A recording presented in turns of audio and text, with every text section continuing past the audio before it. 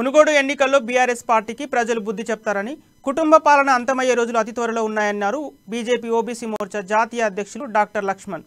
CM KCR దమ్ముంటే BRS party పేరుతో మునుగోడు ఎన్నికల్లో గెలిచి చూపించాలని సవాల్ విసిరారు.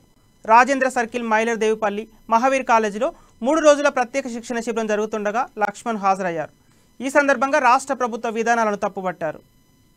వారు జాతీయ పార్టీగా చెప్పుకుంటే సరిపోతుంది. ఇవాళ బీఆర్ఎస్ అనేది కొత్తగా నమోదైనటువంటి ఒక పార్టీ మాత్రమే.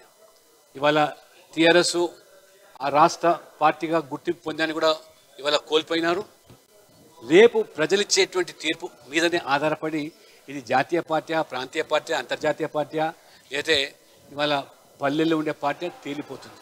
కనీసం వాళ్ళకి రావాల్సినటువంటి ఓట్ల శాతం, సీట్ల సంఖ్య ఎన్నికల ఫలితాలు తేలిపోతుంది. కానీ మీరు ఇవాళ జబ్బలు జరుచుకొని మా జాతీయ పార్టీ అంటే ప్రజలు నవ్వుకుంటారు. అసలు మీ ఎజెండా ఏమిటి? మీ